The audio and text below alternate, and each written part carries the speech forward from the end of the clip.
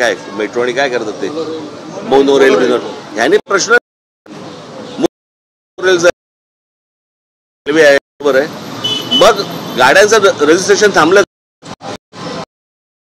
To व्हीलरचं registration थांबलंय का? थांबलंय. येतातच आहेत. मग ही नक्की मेट्रो कोण वापरतंय, मोनोरेल कोण वापरतंय, कोण काय करतंय, काही कोणी पाहायला तयार नाहीये. सगळेजण फक्त आपले निवडणुका आणि बस प्रचार आणि सगळ्या याच्यातच सगळे गुंतलेले आहेत. शहरं म्हणून याच्याकडे बघायला कोणी तयार नाही. आणि शहरांबद्दल बोललेलं याच्यावरती तुमच्या चॅनलवरती त्याला किंमत नाही.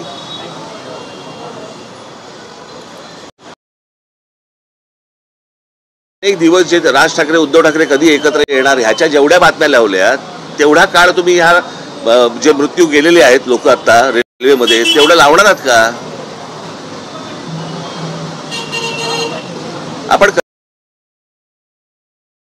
असं झालंय सगळ्या गोष्टींमध्ये.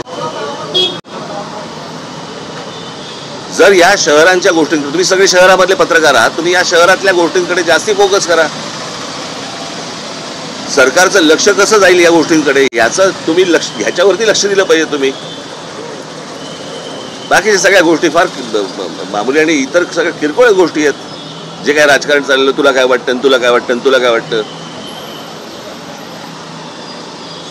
दुर्दैव आहे.